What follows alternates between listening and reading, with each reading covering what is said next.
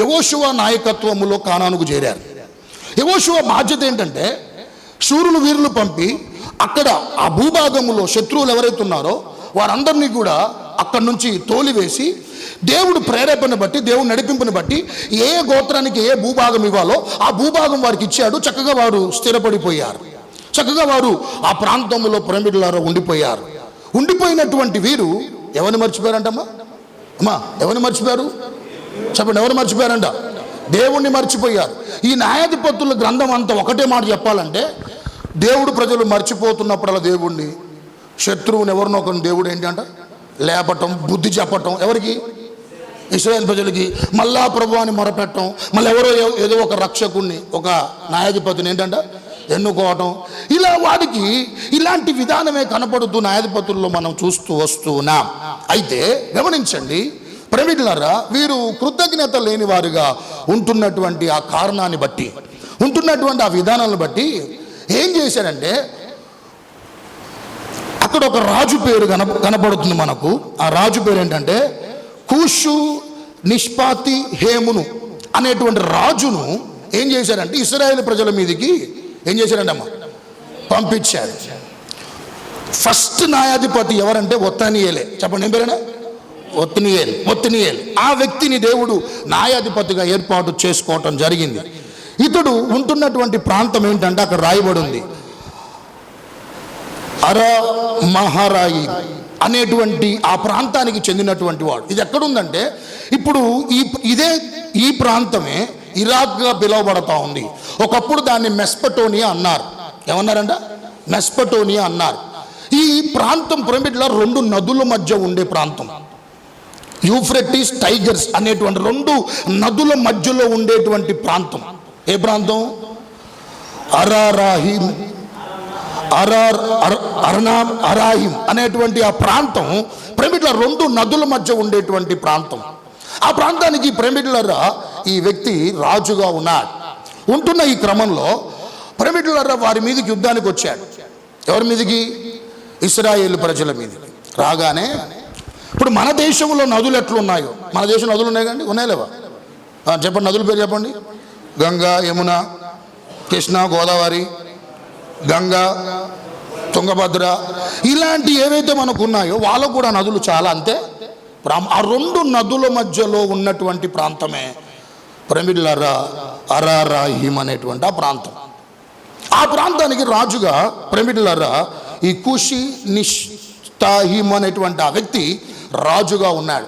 ఈ వ్యక్తి వాళ్ళ మీదకి వెళ్ళి ఏం జరిగింది చెప్పాలంటే, వినండి ఏం జరిగిందని ఆలోచన చేస్తే, 1 సంవత్సరం వాడిని ఇబ్బంది పెట్టాడా, 2 సంవత్సరాలు ఇబ్బంది పెట్టాడంటే, ఒక రాజు ఒక దేశాన్ని ముట్టడి వేసి వారందరినీ కూడా హస్తగతం చేసుకుంటే 1 సంవత్సరం ఉంటే చాలా ఇబ్బంది, ఒక 2 సంవత్సరాలు ఉంటే చాలా ఇబ్బంది, ఇక 3-4 సంవత్సరాలు ఉంటే వాళ్ళకి స్వేచ్ఛ ఉండదు. రాజు చెప్పినట్టే చేయాలి. కూర్చోమంటే కూర్చోవాలి, లేవమంటే లేవాలి. సో ఇలాంటి పరిస్థితుల్లో ఉన్నప్పుడు వాళ్ళకి అర్థమైంది ఏంటంటే, 8 సంవత్సరాల తర్వాత గుర్తొచ్చింది. ఎన్ని సంవత్సరాలకి? 8 సంవత్సరాలు బాధ పెట్టాడండి. బాధ పెడితే ఈ వ్యక్తి మన మీద మనల్ని భయంకరంగా బాధ పెడుతున్నాడు, భయంకరంగా నిందిస్తున్నాడు, భయంకరంగా మనల్ని ఇబ్బంది పెడుతున్నాడు. దీనికి ఒకటే ఒక పరిష్కారం, దేవుడి దగ్గరికి వెళ్ళి దేవుడి సన్నిధిలో ఏం చేయడం అంట? ప్రార్థన చేయటమే అని వారు దేవుడు సన్నిధానములో ప్రేమికులారా వారి స్థితిని ఒప్పుకుంటూ, తప్పిదాన్ని ఒప్పుకుంటూ, అయ్యా మేము ఈ పరిస్థితుల్లో ఉంటున్నాం, మమ్మల్ని విడిపించు ప్రభువా అంటే, దేవుడు చెప్పండి గమనించండి, నువ్వు ఎప్పుడు వచ్చినా దృష్టిలో పెట్టుకున్నాను, మీరు ఎప్పుడు వచ్చినా, నువ్వెంత దుర్మార్గంగా జీవించినా, ఎంత దౌర్భాగ్యంగా జీవించినా, ఎంత అవిధేయంగా బ్రతికినా, క్రైస్తవ్యములో ఒక వ్యక్తి దేవుడికి అవిధేయుడుగా ఉన్నాడు అంటే కృతజ్ఞత లేకపోవటమే. అవిధేయత అంటే ఇంకా చాలా ఉండొచ్చు, వాటిలో ఇంకొకటి ఏం చెప్పాలా, కృతజ్ఞతగా నువ్వు లేకుండా దేవునికి ఏంటంట అవిధేయుడై ఉండటమే కూడా పిరమిడ్లారా ఏంటంట అది దేవుడి దృష్టిలో పిరమిడ్లారా మనము దోషులమే, ద్రోహులమే అనే విషయాన్ని వాక్యం మనకు చక్కగా తెలియజేస్తూ ఉంది. దేవుడు కృప కలిగిన వాడండి. God is full of passion. దేవుడు ప్రేమ కలిగిన వాడు.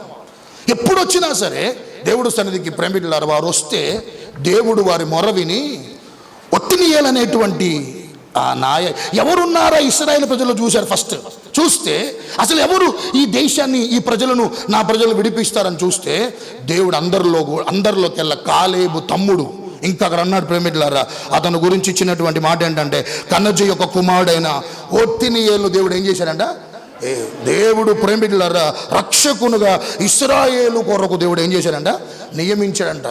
ఎప్పుడైతే దేవుడు ఈ ఒత్నియేలు సరైనటువంటి వాడు, ఈ వ్యక్తి నుంచి 8 సంవత్సరాల ఈ బానిసత్వం నుంచి విడిపించడానికి ఒత్నియేలు సరైనటువంటి వాడని దేవుడు ఎప్పుడైతే గ్రహించాడో, బలముగా దేవుని ఆత్మ అతని మీదకి వచ్చిందంట, బలముగా వచ్చిందంట ప్రేమికులారా. వస్తే తన శక్తి ద్వారా, తన బలము ద్వారా ప్రేమికులారా అక్కడ ఉన్నటువంటి ఆ శత్రు రాజు చేతి నుంచి ఇశ్రాయేలు ప్రజలను ప్రేమికులారా అద్భుతంగా విడిపిస్తే, ఆ తర్వాతకి 40 సంవత్సరాలు ఆ దేశం నెమ్మది పొందిందంట. ఎన్ని సంవత్సరాలంట అని చెప్పి, ఎన్ని సంవత్సరాలంటమ్మా? 40 సంవత్సరాలు. సంగమా, తన కన్నులు, దేవుడు కన్నులంట నీతిమంతుల వైపు ఉంటాయంట, తన చెవులు వారు చేస్తున్న ప్రార్థనల వైపు ఉంటాయంట. ఎవరు వస్తారా, ఎవరు మొరపెడతారా, ఎవరు వారికి ఉన్నటువంటి సమస్యలు చెప్పుకుంటారని ఎప్పుడు తన కన్నులు ప్రార్థన చేసే వారి వైపు చూస్తూ ఉంటాయంట. ఆయన చెవులు ఏం చెప్పుతారా అని దేవుడు ప్రేమికులారా వింటూ ఉంటాడంట. అందరి ప్రార్థనలు వింటాడండి. ఫరిసీయుడు ప్రార్థన విన్నాడు, సుంకరి ప్రార్థన విన్నాడు, గమనించండి. కానీ ఎవరి ప్రార్థన సమాధానం వచ్చింది? అట్లని ఫరిసీయుడు ప్రార్థన వినలేదంటే అక్కడికి పోలేదని కాదు, పోయింది అక్కడికి, విన్నాడు ఆయన. సుంకరి ప్రార్థన కూడా విన్నాడు, అక్కడికి పోయింది. కానీ సమాధానం సుంకరి చేసిన ప్రార్థనకే వచ్చింది. ఎందుకు అతని ప్రార్థనకి ఎందుకు రాలే? అతని ప్రార్థనలో అతడు చేసేది గొప్పగా చెప్పుకున్న పరిస్థితి ఉంది. ఎదుటోని తక్కువ చేసి కూడా మాట్లాడినటువంటి ఆ పరిస్థితిని బట్టి అందరి ప్రార్థనలు వెళ్తాయి, గర్విష్ఠు ప్రార్థనలు వెళ్తాయి, అవిధేయుల ప్రార్థనలు పోతాయి, మాట వినిన ప్రార్థనలు పోతాయి. ఎక్కడికి? దేవుడు సందికి నీతిమంతుల ప్రార్థన, అందరి ప్రార్థనలు వింటాడు ఆయన. కేవలం నీతిమంతులే అందరి ప్రార్థన వింటాడు. కానీ ఎవరికి సమాధానం ఇవ్వాలో దేవుడికి బాగా తెలుసు. ఇప్పుడు వీరు దేవుడి తట్టు తిరిగి ప్రార్థన చేస్తుంటే ప్రేమికులారా ఈ న్యాయాధిపతిని దేవుడు ఏర్పాటు చేసుకొని 40 సంవత్సరాలు వారికి ఏమి ఇచ్చాడంటమ్మా? చెప్పండి, ఏమి ఇచ్చాడు? చెప్పండి ఒకసారి. నెమ్మదినిచ్చాడు. అంటే 8 సంవత్సరాలు ఇబ్బంది పడ్డాడు ప్రేమికులారా. ఎక్కడికి వచ్చారు వాళ్ళు? ఎక్కడికి వచ్చి ఇబ్బంది పడ్డారు వాళ్ళు? ఏ ప్రాంతానికి వచ్చి ఇబ్బంది పడ్డారు? వారి కాని ప్రాంతం అది. వారికి దేవుడు ఎప్పటి నుండో పూర్వీకులకు వాగ్దానం చేసి ఇచ్చినటువంటి ప్రాంతం అది. ఏ ప్రాంతం? కానాను దేశం. కానాను దేశం గురించి మీకు తెలుసా వివరణ? దాని గురించి ప్రభు చెప్పిన మాట ఏంది? పాలు తేనెలు ప్రవహించు దేశం అది. అంటే అర్థం ఏంటి? అక్కడ పాల కాలువ, తేనె కాలువ ఉండదని కాదు, అంత సమృద్ధి కలిగినటువంటి ప్రాంతం అది, అంత ఆశీర్వదించబడ్డటువంటి ప్రాంతం అది. అంత ప్రేమికులు అక్కడ ఏం చేసినా కూడా వారు చేసే ప్రతి దేవుడు ఆశీర్వాదం ఉంటుందని దేవుడు ఆశీర్వదించి ఇచ్చినటువంటి స్థలం అది. ఇంకంతేకాదు, సంవత్సరాంతం వరకు దేవుని కనుదృష్టి నిలిపినటువంటి స్థలం కానాను ప్రాంతం. సంవత్సరారము నుండి చెప్పలమ్మా, సంవత్సరారము నుండి సంవత్సరాంతం వరకు తన కనులు నిలిపినటువంటి ప్రాంతం కానాను ప్రాంతం, గుట్టలు లోయలిగినటువంటి ప్రాంతం. ఇప్పుడు వీరి దేశానికి వీరు వచ్చినా కూడా ఏం చెప్పాలా? ఏం లేదంట, ఏం లేదు. వీరి దేశానికి వీరు వచ్చినా కూడా ఎన్ని సంవత్సరాలు నెమ్మది లేదు? చెప్పాలి, ఒకసారి చెప్పాలి.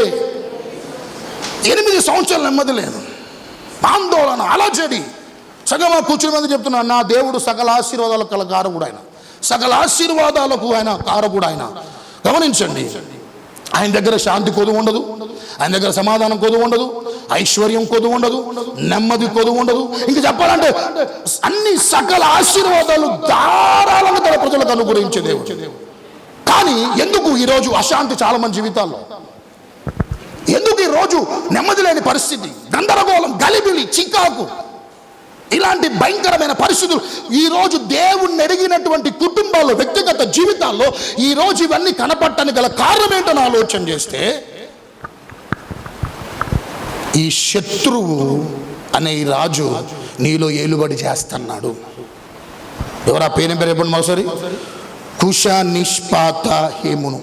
అమ్మా, ఏం పేరు అంటే ఆయన పేరు? ఈ వ్యక్తి నీలో ఏలుబడి చేస్తున్నాడు. వీడుండటం వల్ల జీవితంలో ఏమున్నది చెప్పాలా అమ్మా? ఏమి లేదు, నెమ్మది లేదు, సమాధానం లేదు, శాంతి లేదు. ఇలాంటి పరిస్థితులు ఈరోజు దేవుని బిడ్డలు నడిపించబడుతున్నటువంటి జీవిత విధానాన్ని కొనసాగిస్తున్నారు. ఆ విధానంలో ఈరోజు నడిపించబడుతున్నారు. అయితే ఈ వ్యక్తికి అర్థం ఏం చెప్పాలి వినండి. బైబిల్లో ప్రతి పదానికి అర్థం ఉంటుంది, ప్రతి ఊరికి ఒక అర్థం ఉంటుంది, దానికి ఒక ఆధ్యాత్మిక మనం నేర్చుకోవాల్సిన పాఠాలు కూడా కొన్ని ఉంటాయి. బైబుల్ ఇంకొక విభాగం, దాని ఏమంటే చెప్పాలి, ఎటమాలజీ అంటారు. ఏమంటారు దాన్ని? ఎటమాలజీ అంటే ప్రతి పదానికి, ప్రతి ఊరికి దానికి సంబంధించిన అర్థాలు ఉంటాయి. చెప్పండి, ఏముంటాయంట? అర్థాలు ఉంటాయి. సో ఈ శత్రు రాజు యొక్క ప్రేమికుల పేరుకు అర్థం ఏంటంటే డబల్ వికెడ్నెస్. చెప్పండి, ఏంటంటే డబల్ వికెడ్నెస్ అంటే రెండంతల దుష్టత్వము, రెండంతల చెడుతనము, రెండంతల భక్తిహీనత. ఇప్పుడు వారికి శాంతి లేపడం గల కారణం ఏంటంటే రెండంతల భక్తిహీనత వారిని ఏం చేస్తుంది? అది ఎందుకు నెమ్మది లేదు వారు ఉంటున్న ప్రాంతంలో? అన్ని వనరులు కలిగినటువంటి ప్రాంతమే, అంత ఆశీర్వదించినటువంటి ఆ స్థలమే, ఏం లేదు వారికి. సమాధానం ఎందుకు లేదు చెప్పాలా? రెండంతల దుష్టత్వం నీలో ఏలుబడి చేస్తుంది. వాడి ఏలుబడి మన మీద ఏలుబడి చేస్తాం. వాడి యొక్క ప్రేమికుల విధానములో నడిపించబడుతున్న ఈ కారణాన్ని బట్టి దేవుడి దగ్గర ఉన్న సకల ఆశీర్వాదాలు కొన్నిసార్లు మనం నోచుకోలేని దుస్థితిలో మనం ఉంటున్నాం. తప్పెవరిది? తప్పెవరిదండి? whom we should blame? ఎవరిని బ్లేమ్ చేయాలి మనం? దేవుణ్ణా? ఎవరిని బ్లేమ్ చేద్దాం? మనల్ని మనమే బ్లేమ్ చేసుకోవాలి. నీ స్థితిగతులే సరిగ్గా లేకపోయిన కారణాన్ని బట్టి సకల ఆశీర్వాదాలు దేవుడు నీకు ఇస్తున్నా, ఇవ్వటానికి ప్రభు ప్రేమికుడు ఇష్టపడుతున్నా, నువ్వు నేను కొన్నిసార్లు ఈ రెండంతల దుష్టత్వం నీలో ఏలుబడి చేయటం వల్ల మన జీవితాల్లో దేవుడిచ్చు వనరులు ఏంటంట ఏమైపోతున్నాయి? నిరుపయోగమైపోతున్నాయి, వ్యర్థమైపోతున్నాయి. సంగమా వీళ్ళందరినీ ఒత్తినియల ద్వారా మాతో మీరు మాట్లాడుతూ వచ్చారు. The first judge in the judges O God. న్యాయాధిపతులందరిలో మొదటి న్యాయాధిపతి నాయన. ప్రతి ఒక్కరిని బలపరిచేయ. నీ నడిపింపుతో ఎప్పుడు కుటుంబాలు కొనసాగాలి, నీ ప్రేరేపణతో కుటుంబాలు నడిపించబడాలి.